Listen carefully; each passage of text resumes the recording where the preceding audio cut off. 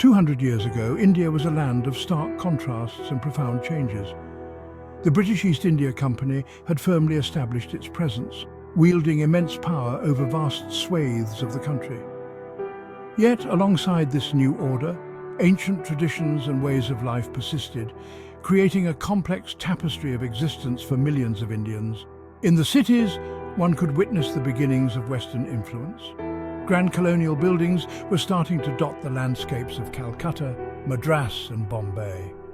These urban centres were hubs of trade and commerce where British officials and Indian merchants rubbed shoulders in the bustling bazaars. The majority of India's population, however, lived in rural areas. Villages were the heart of the country, where age-old customs and agricultural practices dictated the rhythm of daily life. Farmers tilled their fields with simple tools, relying on the monsoon rains for a good harvest. Religion played a central role in the lives of most Indians, regardless of their social status or location. In the early 19th century, India's urban landscape was undergoing a dramatic transformation. Cities like Calcutta, Madras and Bombay were rapidly expanding under British influence, becoming centres of colonial administration and international trade. These urban hubs were a melting pot of cultures, where traditional Indian life collided with European sensibilities, creating a unique blend of East and West. The architecture of these cities reflected this cultural fusion. Imposing British buildings with their neoclassical designs stood alongside ornate Indian temples and mosques. The streets were a cacophony of sounds and sights, with horse-drawn carriages sharing space with palanquins, and street vendors hawking their wares in multiple languages. For the urban elite, life in these cities offered opportunities for education and advancement.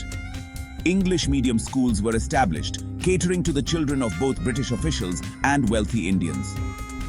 However, for the majority of urban dwellers, life remained a daily struggle for survival. While cities were transforming under British influence, life in rural India remained largely unchanged. The vast majority of Indians lived in villages where agriculture was the primary occupation. The rhythm of life was dictated by the seasons, with the arrival of the monsoon being the most critical event of the year. A good monsoon meant a bountiful harvest, while a poor one could spell disaster for entire communities. The typical Indian village was a close-knit community, often organised around caste lines. At the centre of the village was usually a temple or mosque, serving as both a place of worship and a community gathering space. Houses were simple structures built of mud and thatch with minimal furnishings. Agriculture was labour-intensive, with entire families working together in the fields. The tools were basic: wooden ploughs, sickles, and hoes. In addition to farming, many villages had local artisans, potters, weavers, blacksmiths, who provided essential goods and services. Despite the challenges, rural life had its own rhythms and joys. Life for the average Indian 2 centuries ago was fraught with challenges. Poverty was widespread, with the majority of the population living at subsistence level. In rural areas, farmers were at the mercy of unpredictable weather patterns. A failed monsoon could lead to crop failure, resulting in widespread famine. Disease was another constant threat. Lack of understanding about germ theory meant that simple infections could be deadly. Cholera, smallpox and malaria were common, often reaching epidemic proportions.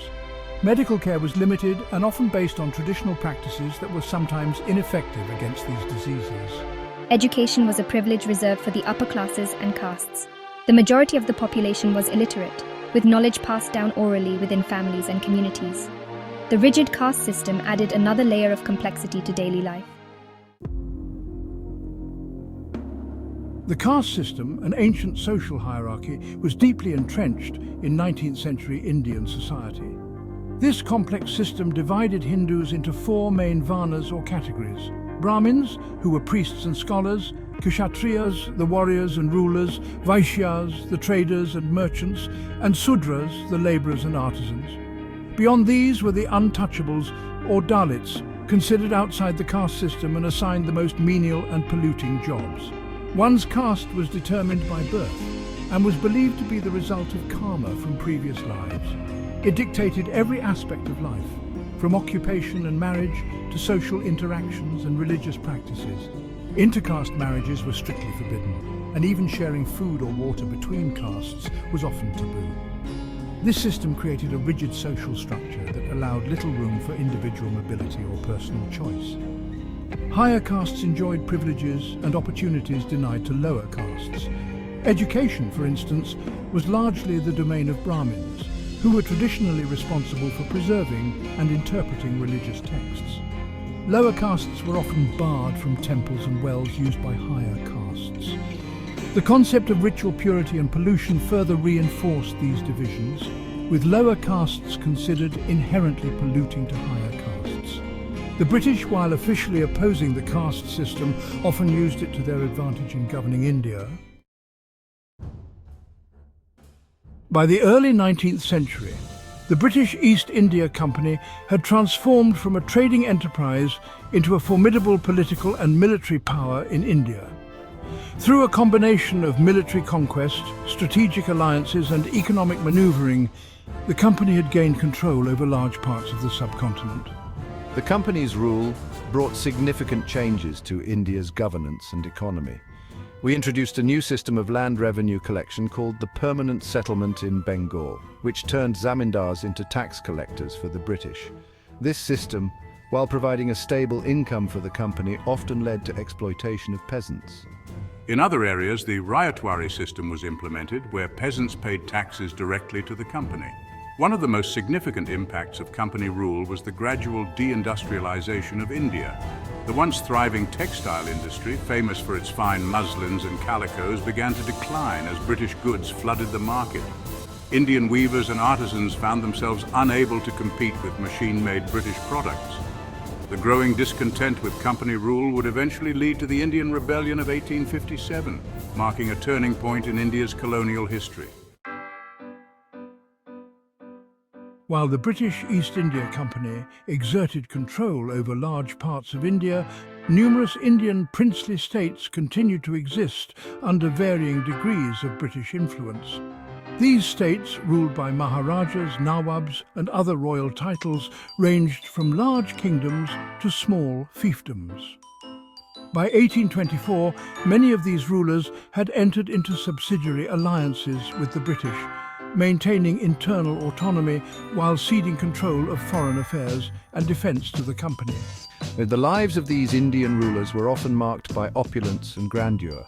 Their palaces were architectural marvels, blending traditional Indian styles with European influences. Many rulers patronized arts and literature, their courts becoming centers of cultural refinement. However, the reality behind this facade of splendor was often complex. Many rulers found their powers gradually eroding under British supremacy. They were required to pay tribute to the company and maintain British residence in their courts. Some rulers adapted to this new reality, embracing Western education and modernizing their administrations. Others resisted, trying to maintain traditional power structures and customs.